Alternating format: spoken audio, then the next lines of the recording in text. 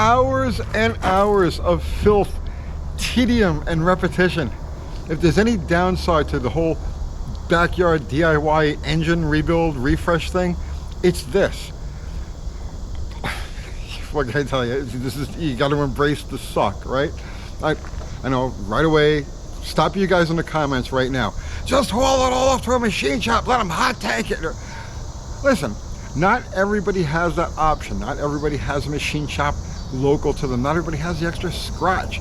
Not everybody is ready to do the cam bearings and bushings and everything else that are necessary when you tank a motor like that. There's lots and lots of YouTube channels that do really beautiful first-rate engine work. Go watch Steve Morris. There's no shortage of it. We're here to encourage the little guy, to bring up the little guy, somebody who's just learning and somebody who's working within their means. They're just struggling to get by and they're dying to just put an engine together. That's who we do these videos for. So take all of that with a grain of salt. Now, for me, I feel that if you're going to talk the talk, you got to walk the walk. So yeah, I could drop all of the stuff off over to the machine shop, but if I'm going to tell you guys to do it, I'm going to do it myself. So that's where we're at with our mystery Polebarn Find 3D3 at this point. So far we've honed it, we've inspected everything, we've measured everything, and everything is looking okay. We can start putting this thing back together again. But before we put it back together, we got to make it clean, we got to make it presentable. So this is not race car prep, right? Race engine prep. This isn't for a show car.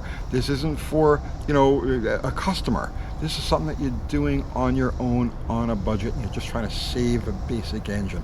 I think that's about as typical as you could possibly get for the people who watch these videos. So, like I said, if I'm going to encourage you to do it, I'm going to do it myself.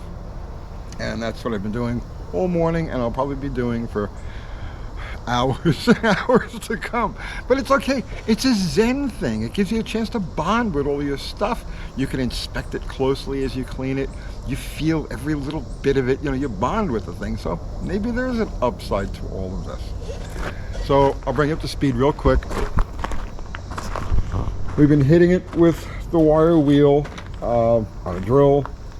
I covered the lifter bores on this because the lifter bores are open to the main oil passages. Now, every engine is a little bit different. This engine here had zero sludge. There was like no sludge inside of it at all, just old oil. And it had never eaten a bearing or anything, so there was no metal all through it. Because of that, there's really no reason to knock out plugs and start going crazy with the oil passages.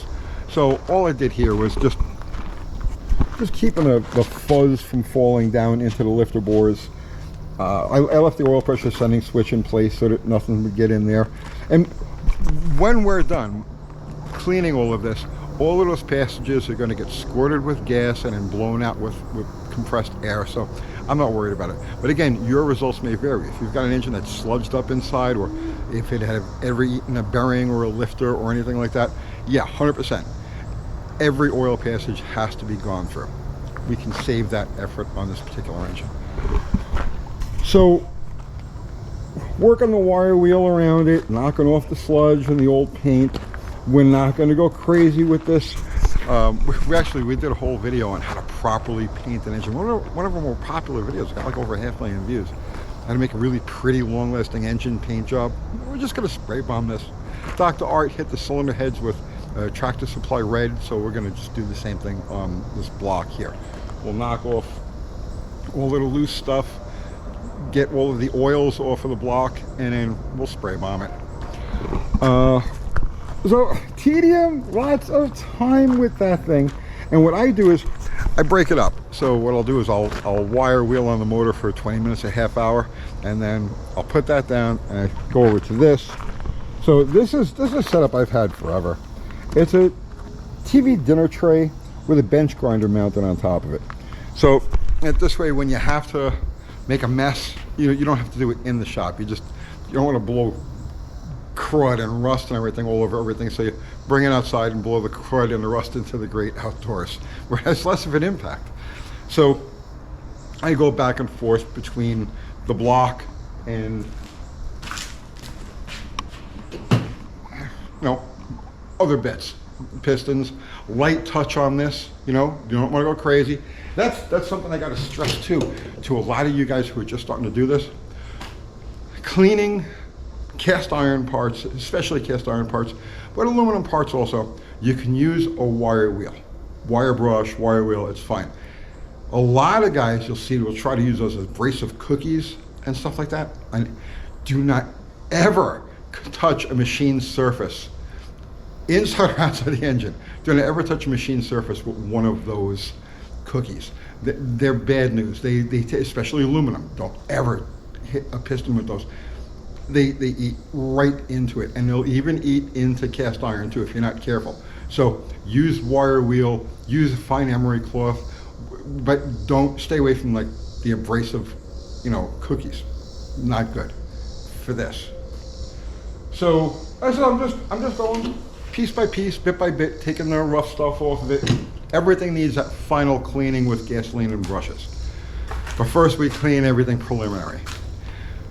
So now that we've measured everything and inspected everything and it all looks like it's going to go back together again, okay, I went ahead and ordered parts. So I ordered the stuff from Rock Auto. Let's get that out of the way now. Rock Auto sucks. They sent me the wrong parts. They take forever to send. I know. Everybody has a gripe with everything else. I use Rock Auto for this stuff. They haven't done me wrong yet. You know, maybe they've sent me a wrong part occasionally, right? But I've been using them for years now. Their prices are really good. They get it to me relatively quickly. So I use Rock Auto. Not a paid endorsement. So look, I even made notes so I would actually remember this stuff. So here's what we ordered for this engine. Now mind you, all of the bearings look like brand new. Rod bearings, main bearings, cam bearings, all that stuff is being reused. All right, so what I ordered here was a Felpro gasket set.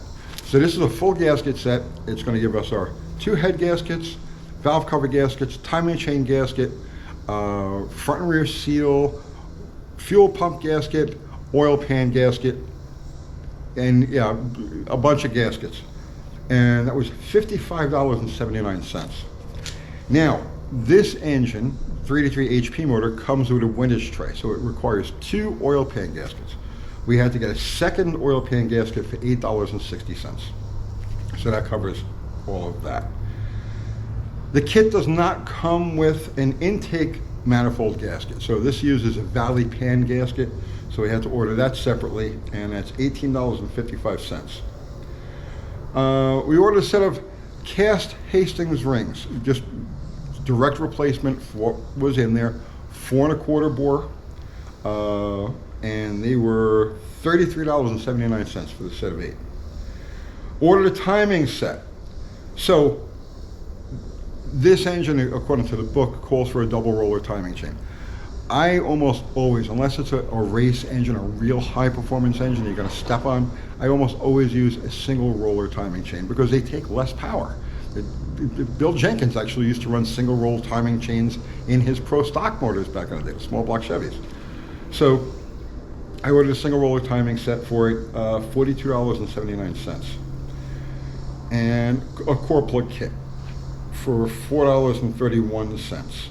Shipping is 33 bucks. So our grand total for this is 190, ballpark 198, 200 bucks. So all of the bits and pieces we need, mechanical bits and pieces we need to put this back together again, going to cost us 200 bucks. Now, we're into the motor for 300. We bought our core for 300, which means our total investment, the engine and those parts, is at 500 bucks. We're probably going to spend another, wire wheels and cleaning supplies and paint and stuff like that. We're probably going to spend another $50, $60, $70, rounded up. This whole engine should cost us right about 600 bucks, which is really within the range. It's within the zone of somebody who's, trying to steal a little money from the dinner table, put it on the side to build an engine. Well, this is within that range. You could do that. So now if we get a big block Mopar that'll, run pretty much to its stock expectations and not smoke and not do all of the other stuff, you're way ahead of the game you know, 600 bucks for a complete motor is not a bad deal. Now there is one substitution that we're going to make that I didn't include in this. I probably should have, and it's the oil pan. The original pan that was on this engine was crushed on the bottom, and it looks like it had been dragged over concrete. I dragged it, but I dragged it over gravel and grass. But at some point it looks like somebody dragged it over concrete because it was all gouged, paper thin in a couple of places in the corners. So I tossed it. I got this Chinesium chrome oil pan with another engine, so I'm going to substitute this for the original one that was on there. And the next installment of this thing is we're going to take that oil pan, we're going to fill it with liquid, and we're going to pull it. We're going to drag it and watch how it reacts. Watch how things splash around inside there. Because nothing will wreck your day quicker than a poorly designed, baffled, cheap Chinese oil pan when you hit the go pedal and everything, you know, runs away from the sump. So we're going to check the baffling on it, and we're going to add or fortify wherever we have to make sure the oil stays where we need it to stay. So that'll be the next time around with this.